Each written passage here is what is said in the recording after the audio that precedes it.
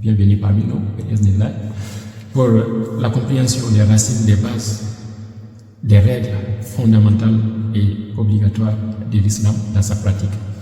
A'udhu billahi minash shaitanir rajim, bismillahir rahmanir rahim. Dernièrement, nous nous sommes arrêtés au niveau de l'obligation pour la personne liberte de se repentir. Après l'obligation de connaître, de chercher à connaître sa religion, l'obligation de se repentir envers son Seigneur. Et on a vu les chartes, les conditions d'y repentir. Et nous allons continuer aujourd'hui pour ce qui est obligatoire encore une fois pour la personne liberte, homme ou femme. Nous sommes tous concernés, bien sûr. Et pour ceux qui ne sont pas passés par cette étape, qui ont dépassé l'âge de la puberté, la plupart d'entre nous ayant dépassé cet âge, il convient d'y revenir, d'y songer, d'y reposer les pieds. Une rétrospection, ça ne fait jamais de mal. Wayajibu ala mukallafi, il est encore obligatoire pour les mukallaf, pour la personne liberte, hifzu lisanihi, de garder sa langue, de faire attention à ce qui sort de sa bouche. Parce que Allah, il nous dit dans le Coran, rien, aucune parole, aucun mot ne sort de notre bouche sans que cela ne soit consigné dans un livre. Donc, il y a des anges qui mentionnent nos paroles et nos actions, les scribes. Il faut prêter attention à ce qui sort de ta bouche. Et le prophète alayhi salatu wassalam, il nous interpelle. Il dit, ta'Allah, si vous croyez en Allah et au jour du jugement dernier, dites du bien ou taisez-vous. Et comme la sagesse l'a reconnu, il convient de renier sa langue 7 fois avant de sortir une parole. Car tout ce qui sort de sa bouche, tout ce qui sort de la bouche ne peut pas rentrer à nouveau dans les ventres. Et Zabour nous dit que la langue, c'est repris par certains hadiths, la langue c'est comme un lion. Lorsque ta langue te dévore, personne ne peut t'en tirer.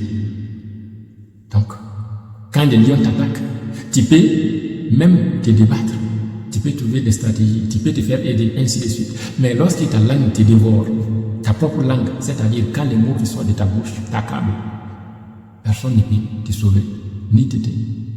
La miséricorde d'Allah, puisse Allah nous préserver du mal de nos langues. Et pour en terminer, on a demandé au prophète alayhi salatu wassalam, Ya Rasulallah, ô messager d'Allah, qu'est-ce qui fera rentrer plus de gens en enfer? Sa réponse était évidente. Il a dit, la langue et le bas-ventre, entre parenthèses, des sexes. Et on lui a demandé, et qu'est-ce qui ferait rentrer le plus de gens au paradis? Il a répondu, la crainte d'Allah et la bonne manière. Donc craindre Allah dans tes actions et avoir un bon comportement avec les gens, c'est ce qui fera rentrer plus de gens au paradis. Subhanallah. Donc il est obligatoire pour la personne liberte de garder sa langue, de faire attention à ce qui sort de sa bouche.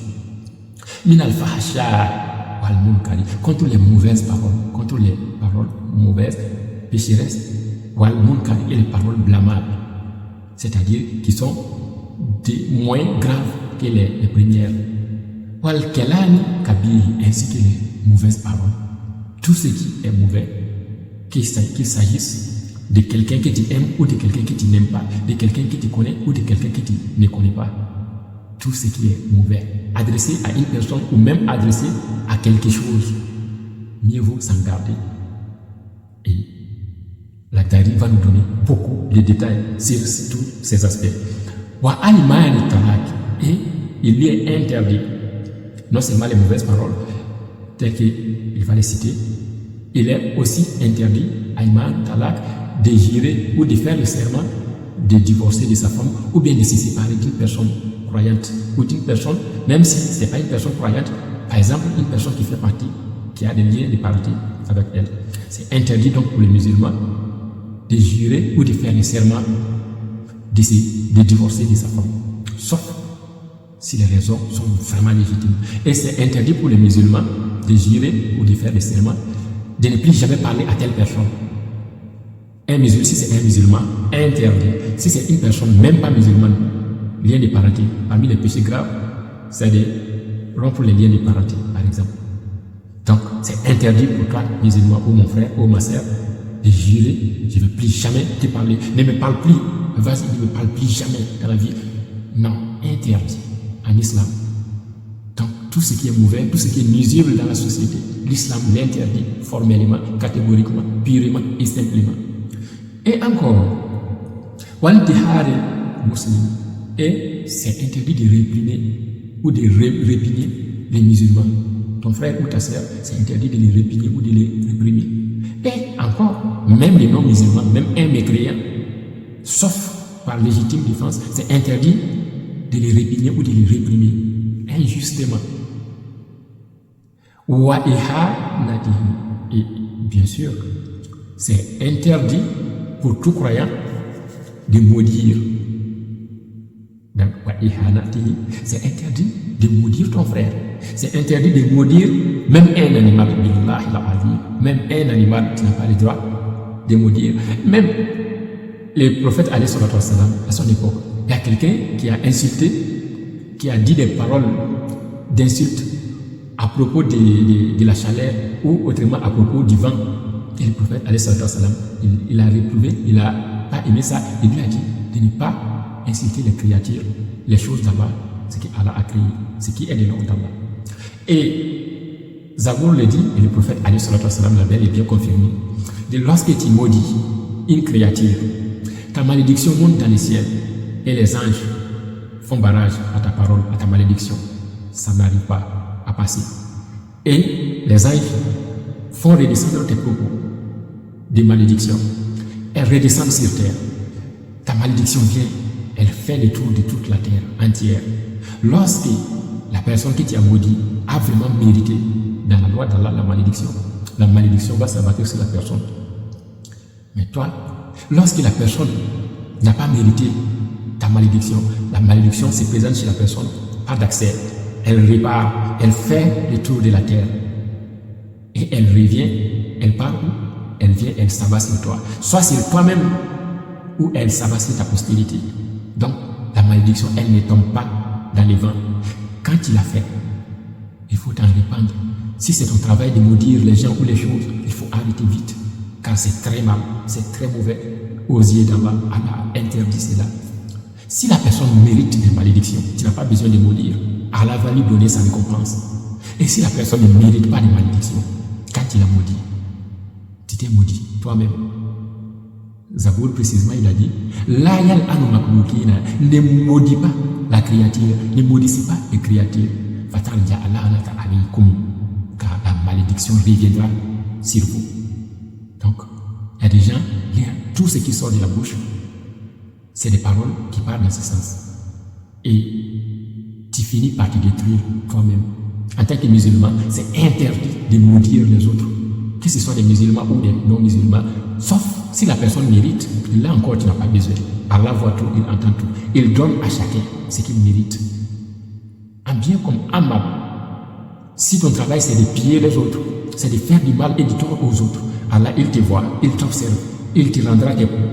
Et si ton travail, c'est de maudire les autres, attention, reviens en arrière, mon frère, reviens en arrière, ma sœur, ou ma mère, ou ma tante, reviens en arrière, c'est pas la bonne voie à prendre.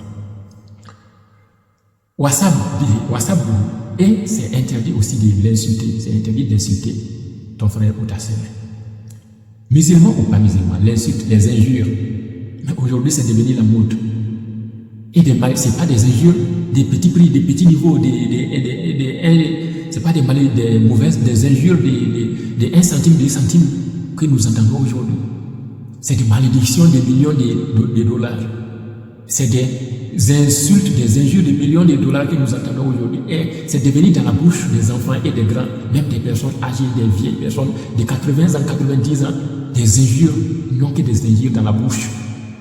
Et cette bouche qui conduira le plus de gens en enfer, comme le prophète l'a dit.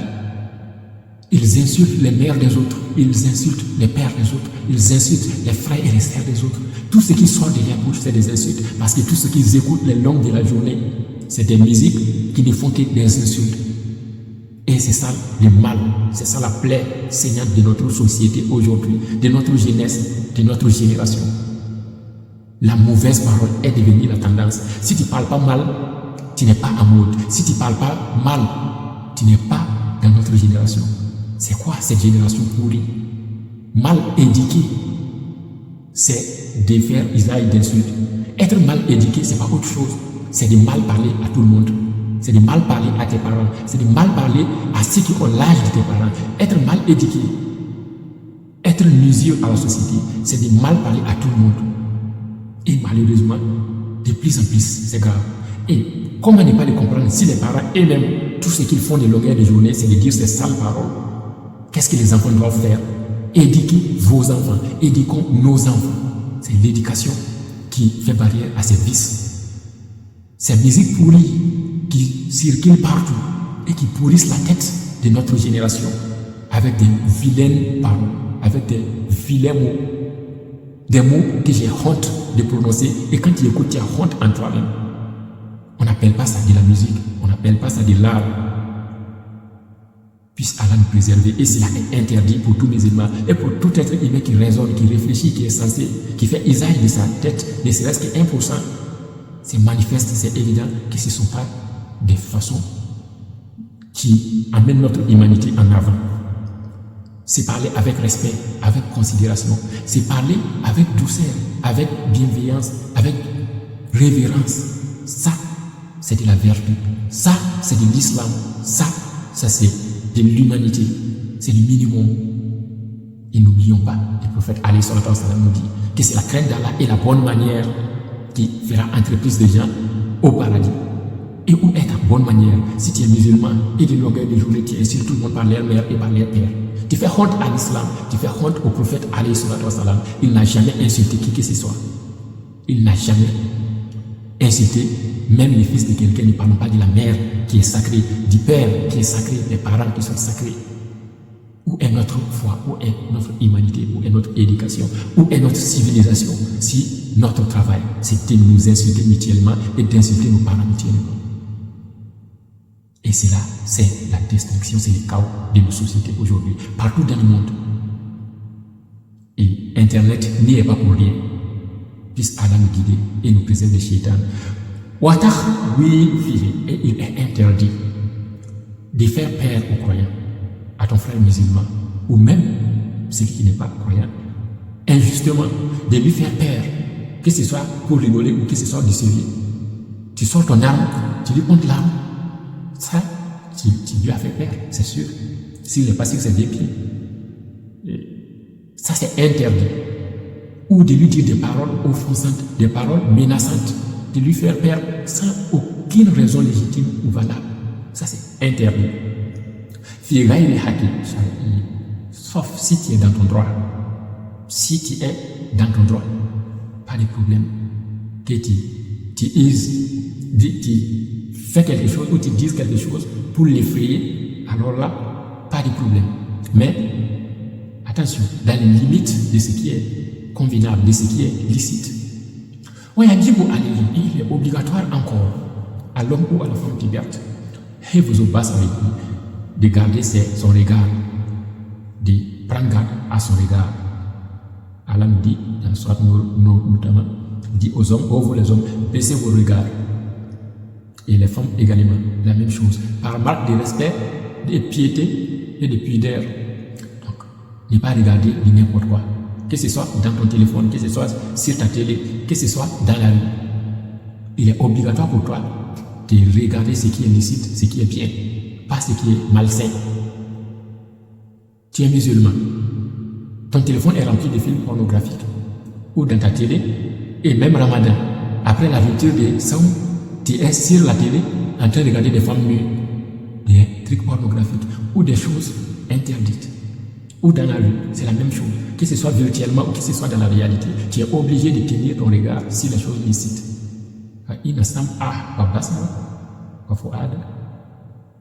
Lui, les yeux et tes pensées, le cœur ainsi que la bouche, tous tes sens la toucher. Ce sont des choses aussi lesquelles qui sera demandé au jour de la résurrection. Ça, c'est Allah qui conclut. Anil Nazara, donc de garder ton regard contre les regards il al haram, tout ce qui est illicite. Wala yahillu lahu, et il ne lui est pas autorisé an yanzura ila muslim, de porter regard aux musulmans, il n'est pas autorisé aux croyants, à la personne pubère, de porter son regard aux musulmans. Les Nazarati, d'un regard qui le nuit, d'un regard qui le met mal à l'aise. C'est interdit de regarder ton frère ou ta soeur d'une façon qui met la personne mal à l'aise. Tu fixes la personne comme si elle t'a fait quelque chose, ou tu fixes la personne d'une façon envieuse, ou d'une façon, quel que soit le mot qu'on met dessus, c'est interdit. Tant que la personne se sent mal à l'aise à cause de ton regard, cela t'est interdit. Illa an yakuna, sauf si la personne est fasiqan, est perverse, si la personne est en train de faire quelque chose de pas bien, par exemple. Tu regardes la personne d'une façon menaçante, que la personne se range, ça c'est autorisé. Que ce soit ton fils, ta fille, que ce soit ta petite soeur, ton petit frère ou un inconnu. Si ton regard peut empêcher la personne de laisser d'arrêter la mauvaise action qu'elle est en train de commettre, alors dans ce cas, il n'y a pas de mal. Donc, Fayadibou, donc si la personne est en train, est perverse du moins, ou est en train de commettre quelque chose de pas bien, dans ce cas, Fayadibou, il est, dans ce cas, obligé pour toi de réprouver la personne, de réprimer la personne, de reprendre la personne. Il y a trois façons de le faire, comme le prophète nous a dit à l'Isra. D'abord, si tu peux arrêter la personne par ton action, que ce soit par la main ou par l'action, arrêter les mal.